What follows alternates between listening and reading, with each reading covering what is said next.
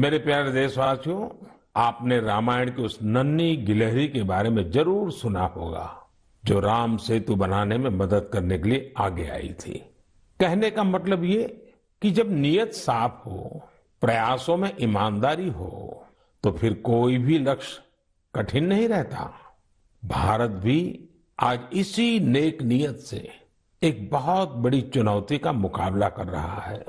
ये चुनौती है टीबी की, जिसे क्षय रोग भी कहा जाता है। भारत ने संकल्प किया है 2025 तक टीबी मुक्त भारत बनाने का। लक्ष्य बहुत बड़ा जरूर है। एक समय था जब टीबी का पता चलने के बाद परिवार के लोग ही दूर हो जाते थे, लेकिन ये आज का समय है जब टीबी के मरीज को परिवार का सदस्य बनाकर उनकी मदद की जा रही है। इस क्षय रोग को जड़ से समाप्त करने के लिए निक्षय मित्रों ने मोर्चा संभाल लिया है। देश में बहुत बड़ी संख्या में विभिन्न सामाजिक संस्थाएं निक्षय मित्र बनी हैं।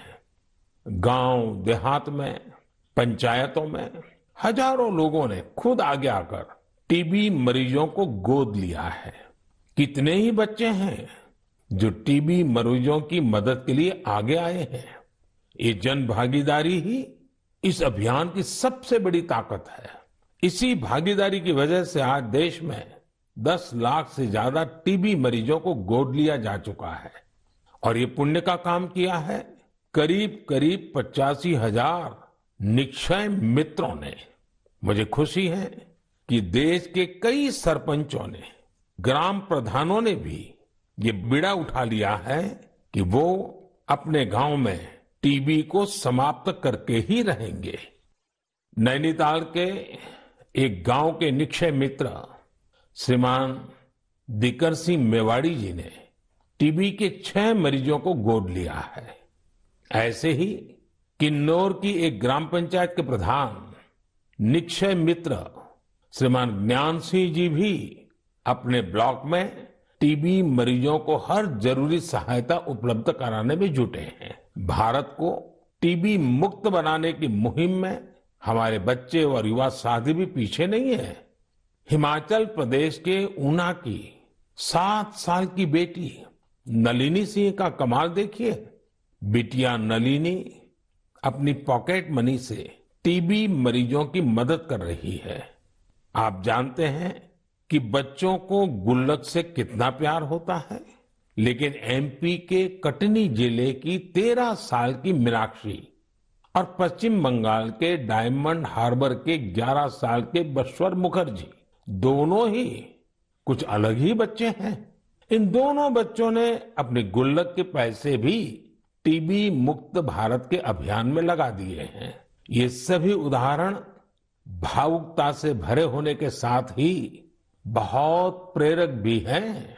कम उम्र में बड़ी सोच रखने वाले इन सभी बच्चों की मैं हृदय से प्रशंसा करता हूं। मेरे प्यारे देशवासियों, हम भारतवासियों का स्वभाव होता है कि हम हमेशा नए विचारों के स्वागत के लिए तैयार रहते हैं।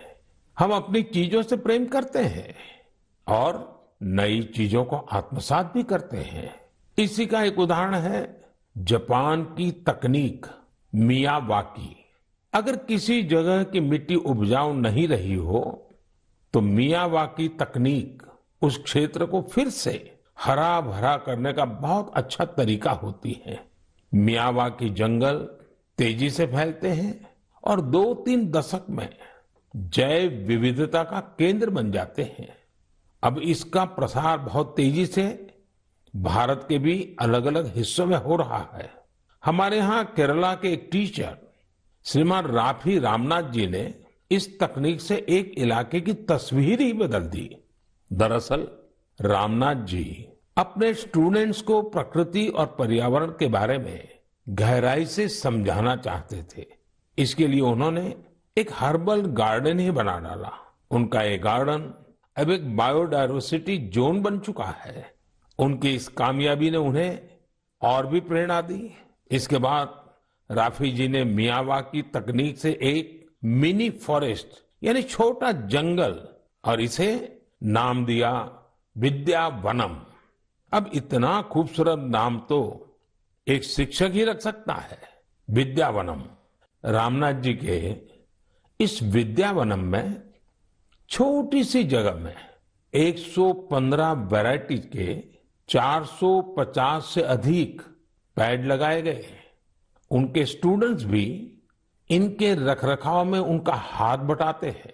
इस खूबसूरत जगह को देखने के लिए आसपास के स्कूली बच्चे, आम नागरिक काफी भीड़ उमड़ती है। मियावाकी जंगलों को किसी भी जगह, यहां तक कि शहरों में भी आसानी से उगाया जा सकता है। कुछ समय पहले ही मैंने गुजरात में केवड़िया, एकता नगर में मियावाकी फॉरेस्ट का उद्घाटन किया था। कच्छ में भी 2001 के भूकंप में मारे गए लोगों की याद में मियावाकी पद्धति से स्मृति वन बनाया गया है।